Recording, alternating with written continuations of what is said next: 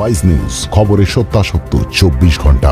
গত বছরই আয়েশা মুখোপাধ্যায়ের সঙ্গে আইনি বিচ্ছেদ হয়েছে ক্রিকেটার শেখর ধাওয়ানের। দীর্ঘদিন ধরে শেখরের ওপর মানসিক নির্যাতন চালানোর অভিযোগ ছিল শেখরের প্রাক্তন স্ত্রী আয়েশার বিরুদ্ধে।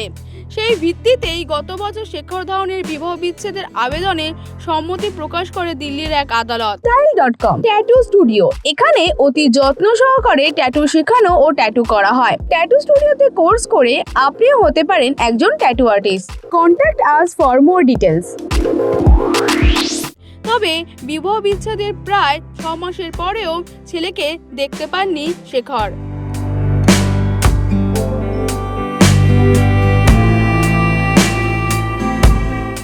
প্রসঙ্গত, গত ডিসেম্বরে সোশ্যাল মিডিয়ায় পোস্টে শেখর ধাওয়ানের ছেলের উদ্দেশ্যে লিখেছিলেন, আমি তোমাকে সামনে থেকে দেখেছি প্রায় 1 বছর হয়ে গেছে।